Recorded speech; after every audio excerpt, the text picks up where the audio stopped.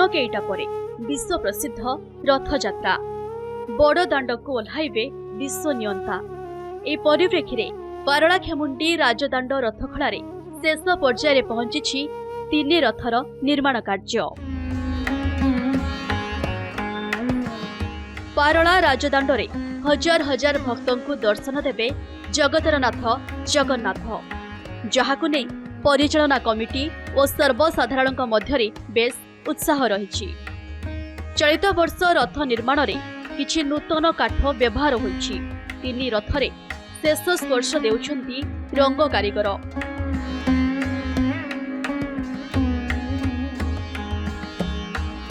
जहाकु देखि भक्त और श्रद्धालु मानक मध्यरे उत्कंठा बढ़ी चलीछि।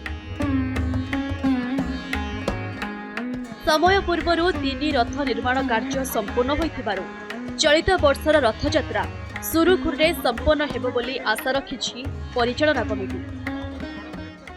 रथयात्रा तीनोटी रथ हुए। वर्तमान रंग दिया काम चली। दुईटी रथ प्राय काम सरी आसला। वर्तमान बलदेव रथर काम चालू रही। सी भी सर दिने दुई दिन सर। चित्रकार माने भी चित्र देवार व्यस्त अच्छा। कारीगर भी लगी आमर यथाशीघ्र चंचल 11-12 तारीख सुधा शेष पूरा काम सरी जाए। जगन्नाथ रथ एवं सुभद्रा रथ पूरा काम हो सारा। वर्तमान बलभद्र रथ काम चली। आउ 2-3 दिन रे ए बलभद्र रथर काम सरी जीवो। ए वर्ष पूरा बहुत परिमाण रे नुआ काठ आछि। नुआ काठ लगा जाइछि। पूरा तीन रथर चारुमाल भी नुआ काठ, चारुमाल भी नुआ सबु। ए वर्ष बहुत रीतिनीति रे बहुत काम होउछि। प्रति वर्ष भली जगन्नाथ मंदिर ठारू गुंडीचा मंदिर पर्यंत विभिन्न मेला, मीना बजार और बहु अस्थायी दुकान खोलिबो।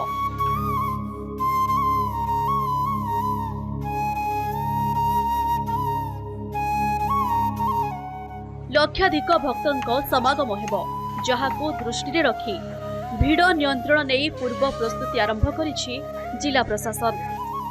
अन्यपटे निजे विधायक मध्य रथ निर्माण कार्यर तदारख करबा सह रथयात्रा परिचालना नहीं प्रशासन सह आलोचना करिसेंति।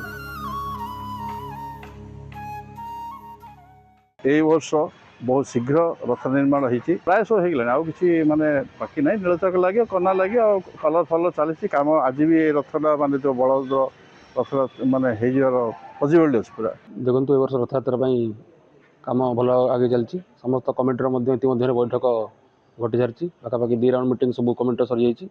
मुख्यतः रथ निर्माण कमिटी काम आगे नहीं। आमर समस्त डिपार्टमेंट सेफ्टी सर्टिफिकेट आमर मेकानिकल डिविजन पीडब्ल्यूडी और अन्य विभाग तदारख करेंगे। जांच कलापर सेफ्टी सर्टिफिकेट देवे। समस्त कमिटर कर्मकर्ता और प्रशासन नियमित भाव में तदारख कर। जगन्नाथଙ୍କ घोषयात्रा देखिबाकू उत्कंठार सह अपेक्षा करिसंती श्रद्धालु। गजपतिरु सरोज बिरांक रिपोर्ट, नंदीघोष टीवी।